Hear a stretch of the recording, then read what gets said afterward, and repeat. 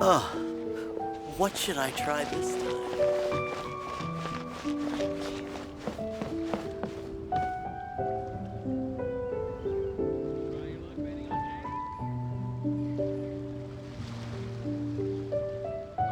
Honey, just call me Daddy. Quan, I want a new toy. I just like to make people smile.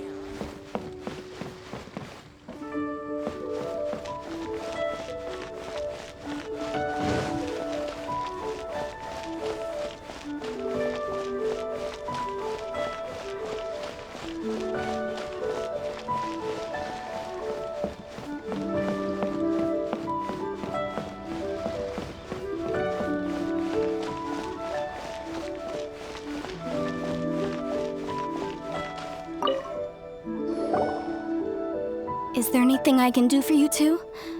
I'm afraid that Wangsheng funeral parlor isn't in the best state to receive guests. We've come to see Zhongli. Could you please tell him we're here?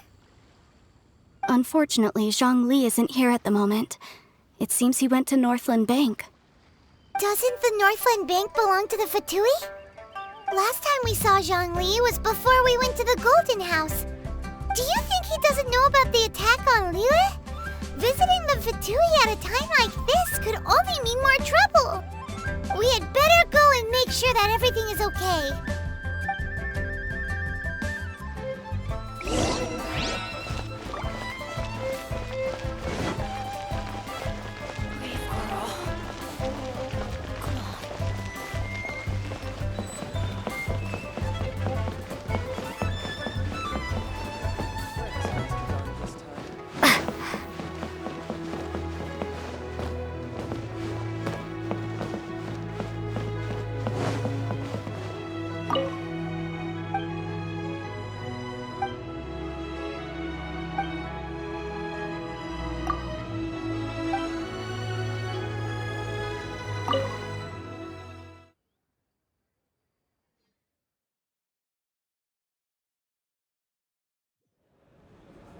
You call this cooperation between Harbingers?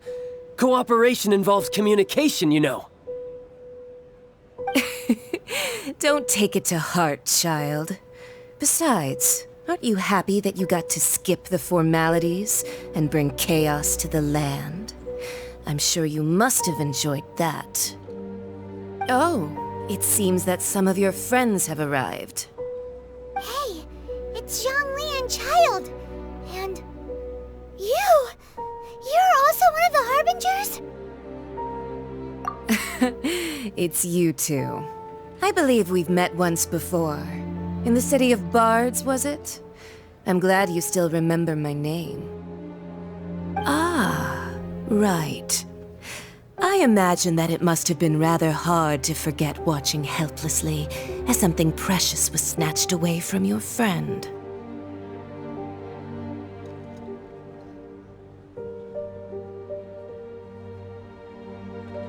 No, don't let her get to you!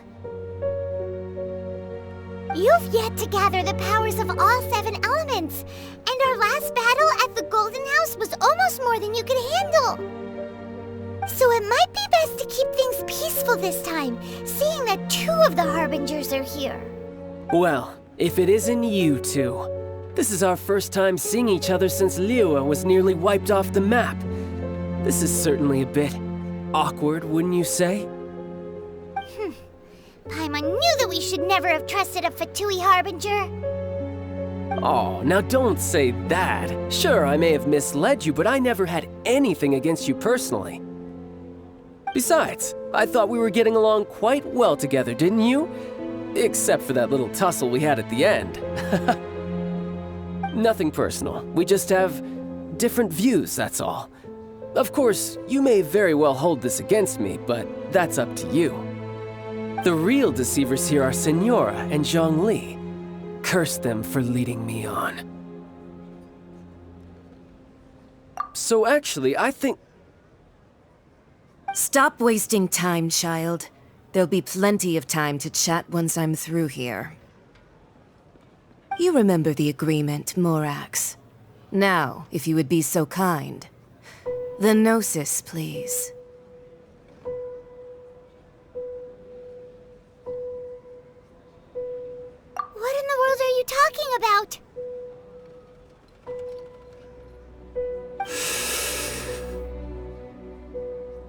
The contract is fulfilled.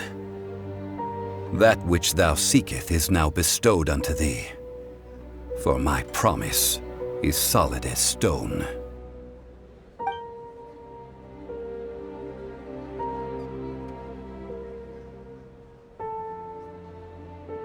How sanctimonious.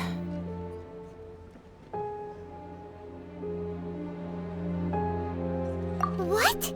So you're the Lord Archon? No, wait! That's an exciting twist and all, but why give the Gnosis to the Fatui? I do not give it for free. I give it as agreed upon in the contract, for it is a matter solely between the Tsaritsa and I.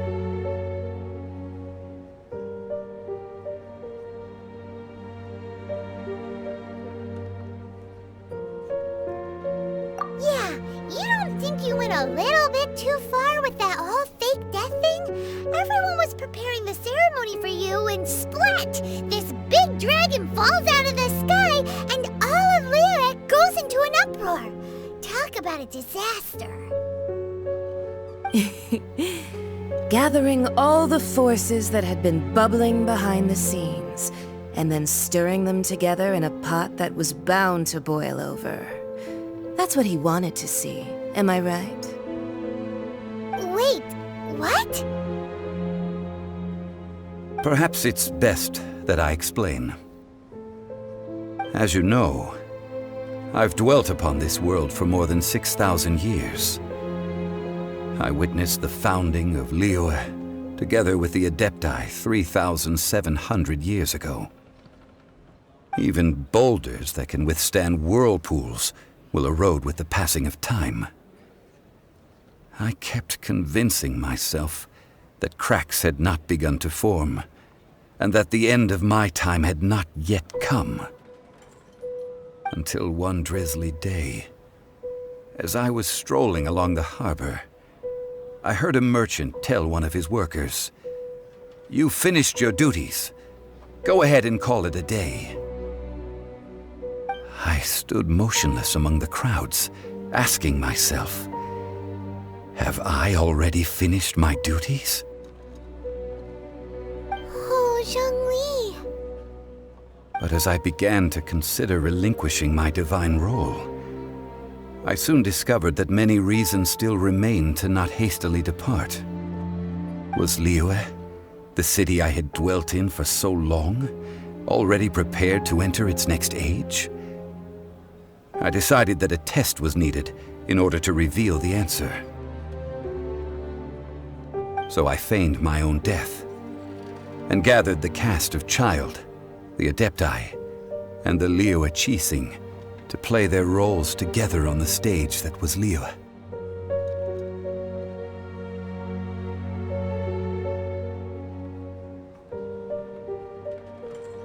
That's right, which is why I continued to safeguard the Gnosis until now. So you mean that if the chaos ever reached the point of no return, you would simply appear and use your divine powers to bring Liyue back under control? Of course, and it would have been all too easy for him too. Just as a child quickly matures after losing their parents, so has Liyue matured when faced with the death of its deity.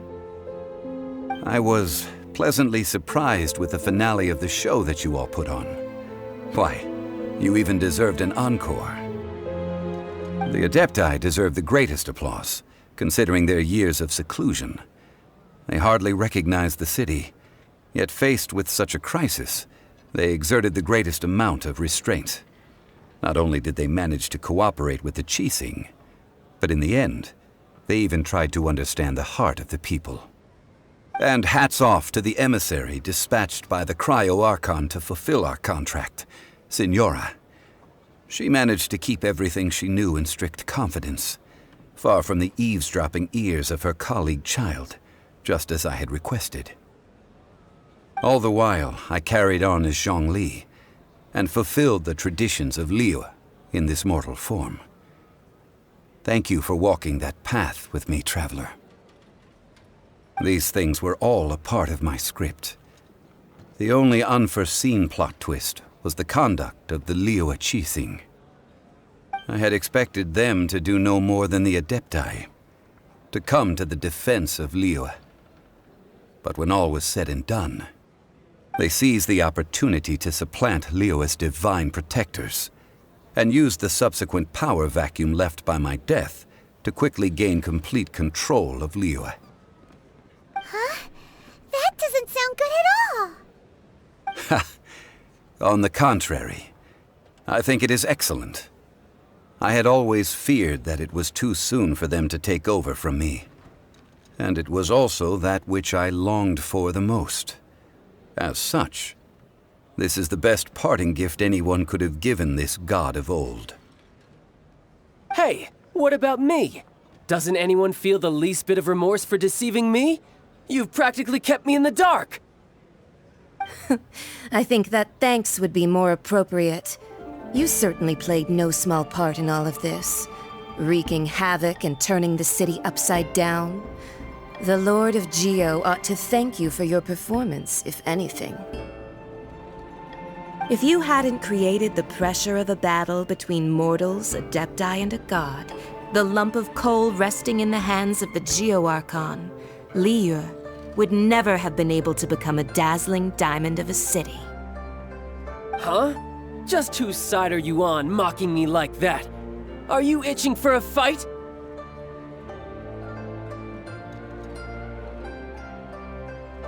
Be that as it may, you've come out of this as the hero of Liyue. I, on the other hand, will be forever prescribed as a disturber of the peace, no? Well then, with the Gnosis in my possession, I have no use for such idle chatter. We should return to Zapoljarny Palace and seek an audience with Her Majesty, the Tsaritsa. Come, child. Fine. I'll meet you there later. I'm not sharing a boat with the likes of you.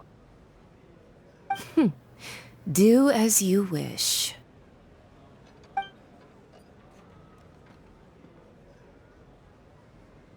Now then, is there anything else you wish to ask me?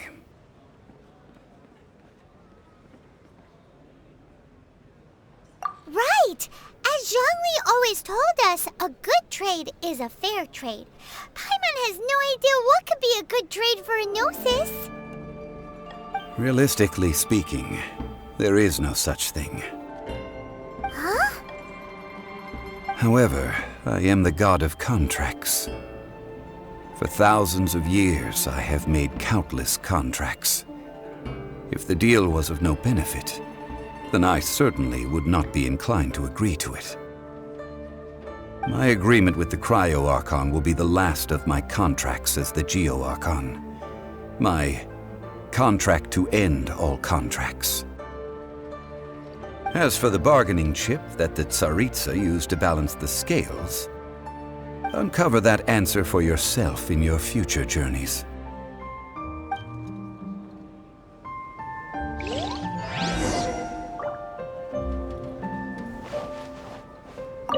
Paimon can't absorb so much information at once. So, Zhongli, what sort of contract did you sign with the Cryo Archon? Paimon's so curious. One of the clauses of our contract was not to divulge any of its contents. You're so petty.